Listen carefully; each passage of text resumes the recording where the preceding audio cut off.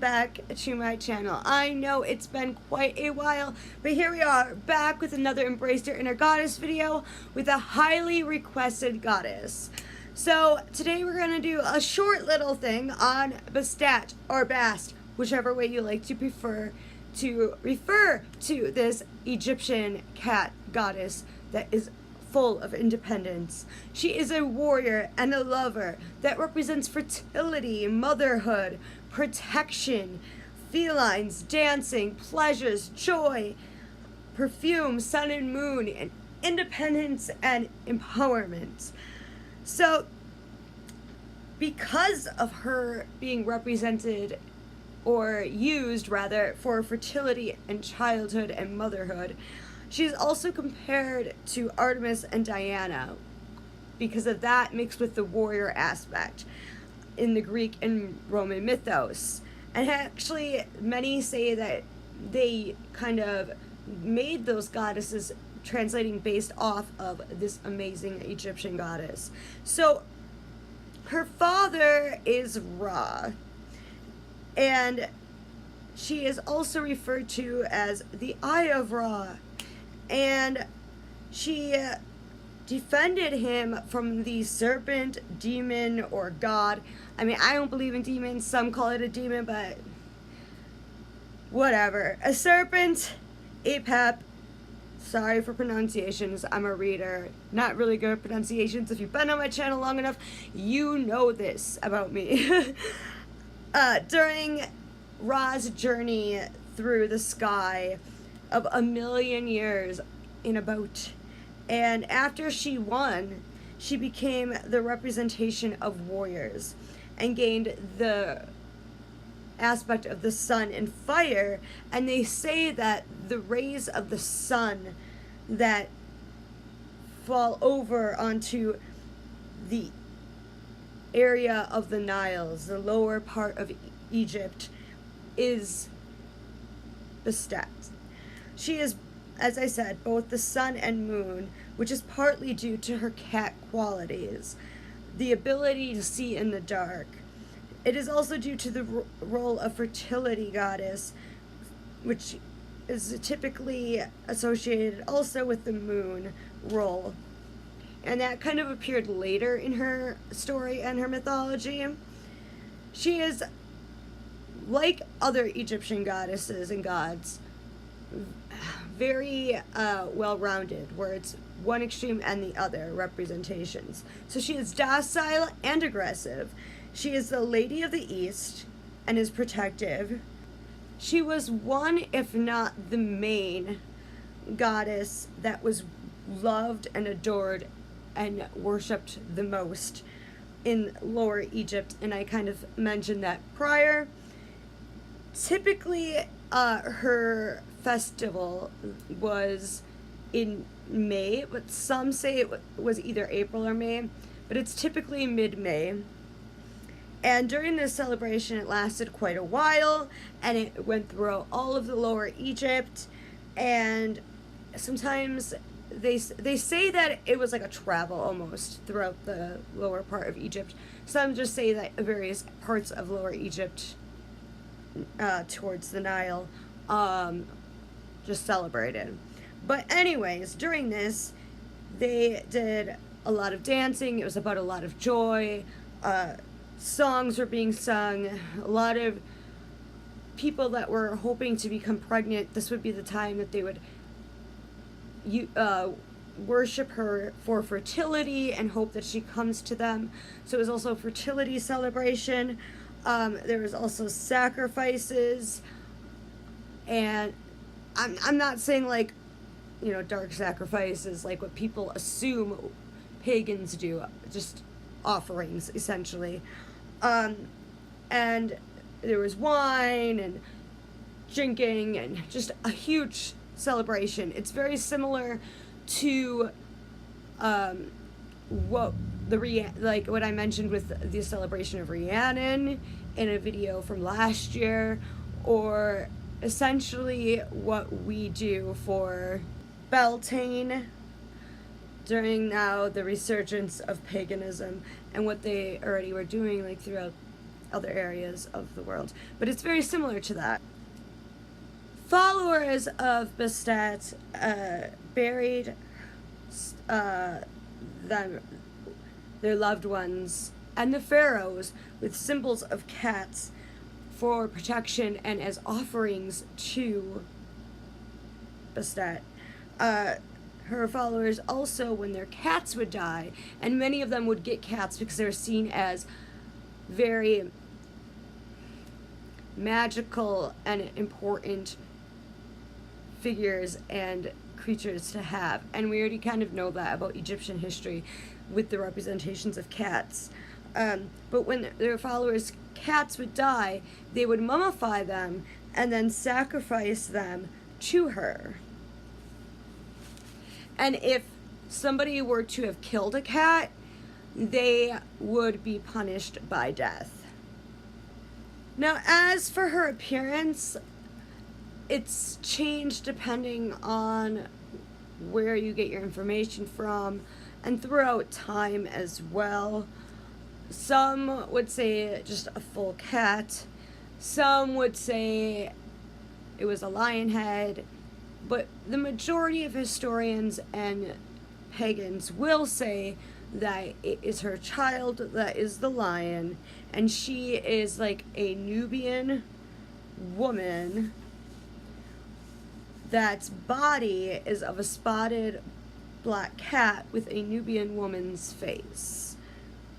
Again, her having this feline representation and being part cat was very important for her being part of fertility rituals and representations of fertility and protecting women during pregnancy, during trying to become pregnant, as well as during childbirth. So women at this time in Egypt would wear amulets that depicted either her or had a number of various kittens or cats on them, and during the whole pregnancy and during childbirth, they would have offerings or, again, amulets or other symbols with them of domestic cats or of her herself.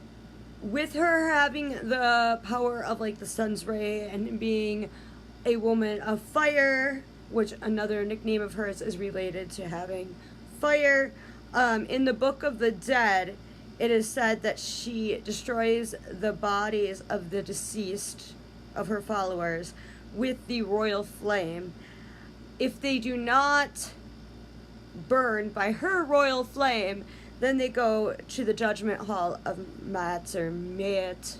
I've heard people pronounce it variously, but I usually say Mayat. She, again, similar to her big festival that's associated with this amazingly strong, independent, great goddess that is someone that we should definitely take upon to ourselves. She was linked to music and dance, and there's a rattle called the sistrum that is used during these celebrations. And also, if you have an altar, which I'll get to later on about having altars for her, would be on the altars or used at various rituals, not just the festival for her. Now, as I said in the beginning, she is a warrior and a lover. Those are the two big things we can say, because the protection, the fertility, all of that, and the warrior and the lover are her two main archetypes. Now, if you are looking for a goddess to call upon to give you strength and empowerment, and to call upon your own warrior spirit, she is the one to do so. So she will help you to look within yourself and stand up for what you deserve and your rights, but also be able to set firm personal boundaries. Now, I know a lot of people that watch my videos started because of my empath videos. So if you are an empath or somebody else that has a really hard time with setting boundaries, Bastet is a great goddess to call upon, or to try to find the archetype of her within yourself. I know a lot of us, when we think of lover and a goddess to call upon for love magic, we either think of Aphrodite or Venus. Sometimes people even go to Freya or Rhiannon. But if you are somebody that tends to, again, going back to empathing, get into relationships where you have problems setting boundaries, or you're way too selfless, or you have that obsessive passion and it affects your health and your self-esteem, and you tend to not be able to find that balance between keeping that romantic love and passion going as well as making sure you are okay, she is the goddess to call upon, which I will get into again when I talk about altars and her purposes. So for the lover archetype, she is someone to call upon for passion and selfless devotion to another person. So you have that feeling of some, like, walking on water or walking on the air and just being in that what's it called, honeymoon phase all the time.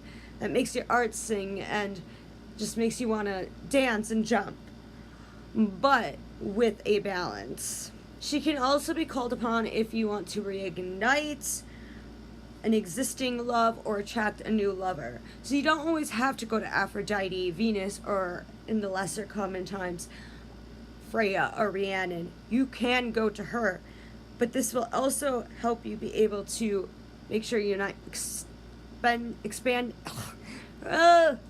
using too much energy within it, and making sure you're okay while doing it. She can also heal wounds from past love and relationships, or if you want to reignite that relationship, but there's a lot of pain and healing that needs to occur within you or both of you, she's the perfect goddess and archetype to call upon. And back to the warrior, she also can help you find that strong sense of self and get your power back. So instead of having to call upon a couple of different goddesses, you can call upon her, have an altar towards her to get both of these things. So now on to the altar part, the fun part. So you can have an altar for her if you are wanting a child, which then if you have that altar, you can keep from the time that you are starting to try and get pregnant all the way towards the actual birth. And you can, of course, change it up during that time. If you are looking for things all pleasure related, if you are trying to bring out your inner warrior and empowerment and get your power back, as I mentioned, if you need protection, if there is a lot of negative energy and toxic people or just energy in general occurring within your life, bad luck, bad things happening, and you just need protection, having a protection altar for her is perfect. You can also, during May, have a full celebration for joy, celebration, love, and self-empowerment, and have an altar just set up for her during that period, and hope that all the protection, joy, love, and empowerment can help you throughout the year. She is often now in today's paganism used for love and protection, as we've talked about a lot of times. Of course, she is not about codependent love, being a cat figure. She's very much about independence, as I mentioned before. So abuse, codependency, all that kind of stuff. If you're looking for love, calling upon her will make sure that that is not what's going to happen. If you're trying to reignite a love that may have had that kind of issues before, she can help heal those type of tendencies that have happened within that relationship to make sure that it can move forward and maybe hope that things can be better. Like if you start going into relationship counseling with somebody, couples counseling, having an altar for Bastet might be a great option to have as well. So you can invoke her for love and romance, heal old issues related to love, such as abuse, codependency, and other negative things that have happened. Again, it's about making sure that you are independent in the love and do not get into that obsessive being walked upon type of issue. So crystals that you can have on your altar for her is our cat's eyes, agates, jasper, lapis, pyrite. Oh my god. You can also have moonstone, sunstone. Sunstone and moonstone are really, really good to have because it brings both sides of her. And then having ankhs and imagery of cats. Of course, having a small Bastet statue or Egyptian cats in general. And like I said, ankhs are very important. Even the Eye of Ra can be used for an altar for her. The herbs or plants that you can use for incense or just as like an offering include cattail, catnip, cinnamon, mint, geranium, and cypress. Same with like essential oils are jasmine, myrrh, cypress, rose, sandalwood, geranium. And having them all mixed together is probably a good thing. Maybe I will come out with a Bastet line to bring together the warrior, protection, and love. Might be a good idea. Look forward to that and see if it happens. Other symbols besides the Ankh and the imagery and the Eye of Ra, or the Eye of Horus even, include perfume jars, because she's related to perfumes and scents as well, which one of her children is very much associated with that. The rattles that we talked about earlier, even lions and lion heads, and then the colors associated with her are black, gold, red, and turquoise. So that is what the main altar would look like. And of course, it would change up depending upon the main purpose of having an altar towards her. You might choose certain ones of those crystals. So overall, she reminds us all of the feline and the divine feminine, which is what this whole Embrace Your Inner Goddess series that I've been doing on and off for 2 years is all about. Finding and learning about different goddesses that can bring out different aspects of yourself, as well as who you can call upon or have altars to that represent your needs at this time. But she represents almost all aspects of the divine feminine that we may need. She's the protector, the lover, the healer, she's just joy, everything. So she's a lover and a giver, but she is not a doormat. And that's the thing. When you are doing love spells, or you're doing love rituals, or manifestations, or meditations, and all this kind of stuff, sometimes if you're doing like Aphrodite or Venus and all these kind of things, you're just kind of calling upon love in general. But with her, it's like making sure that there's this line of like independence. So she's also a representation of freedom, of expression, and accept your true nature, the true nature of the world and others, and just being okay with it, and having that cat-like empowerment, like, I don't give a shit, I'm just gonna do what I want. So be a warrior, and do not be swayed by others, and be filled with love and joy. And that's all I got on Bastet and Bast. Of course, there is so much more about her, but we can only fit so much into such a little thing, and I feel like talking about this stuff that I did is the most important right now, because and most relatable to what this series is about, because we are trying to find, like I said, archetypes within ourselves and goddesses that can help us grow and that we may feel connected to at this time, and also speaking the truth about them. In this one, we don't really have to get into that, but that's what the series is about. So I hope that this video is okay, even though I'm obviously a little sick and a little out of it. If you like this video, please like, please subscribe. If you have not yet, press the bell icon, because apparently now you don't get notifications, which is silly, and especially because sometimes with everything that I do with my business, with master's in counseling school, and being a full-time single mother, I don't have the time always to do weekly videos like I used to, so you may not have it show up. So if you really want to hear my future videos, I would press the notification button. Also, please check out my shop. I also have a newsletter now that comes out a couple times a week. In fact, tonight's is going to be about the new moon in Leo, so check that out. And I also have custom stuff. It's not really custom, it's just not, I don't have everything on Etsy. So if you're interested in finding out more of my inventory, wanting tarot readings, other healings, please email me as well. All my stuff is below. And thank you for joining me and bearing with me once again while I'm sick.